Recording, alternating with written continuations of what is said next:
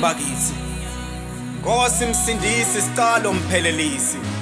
kambe kumelula nakithi ukuthi siphindze sisho sithi uyinkosi yemakhosi emhlaba nawo umhlaba lokubabata ngekulunga ngilosi lenemusa langalekusa nanamuhla siyakunxusa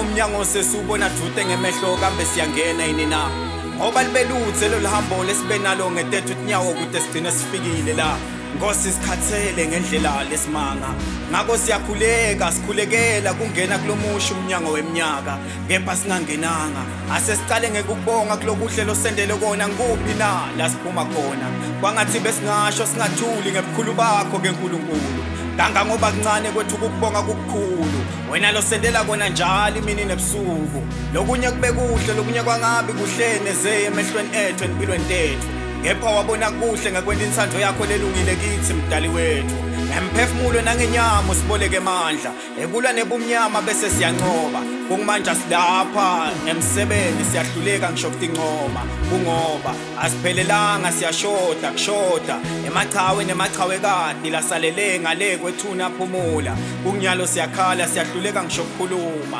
umphimbo uyavaleka emagama kafuni nani kuphuma kulesifuba ufumbatheke lisizi sibibi Thwana sesinike nani kuthula kuthula kubo bonke labathulele ngale kwethuna siyohlala sibakhumbula ngemsebenzi yabo kulembile ngekho malula wena usinike lithuba nekuphendvuka ude sikubone noma sibone ukuthi tasiphinze sisonzele kuwe bese siyavuma awubuke nangumusa lomkhulu lwangaka losiholele emalangeni ekugcina kunginamuhla usasivusa usithembisa lihambo lolusha noma bese swile bekungiloku sibutha usithinzithu sikhombisa sikiba selithambo lesinganokusha noma bokungekho malula nguwe bolula sandla sakho ecibini lemlilo masisho usitakulula sila ngoba bosikhumbula benza usikhumbule ke Nkosi nakulo lihambo lesikilo mawuqinise macakala sisacacamedela salwele imvumelelo lecicima libusiso netethu tfiso matfezeke phambi kwetitha tethu emehlweni kito kuvele kube ngombukiso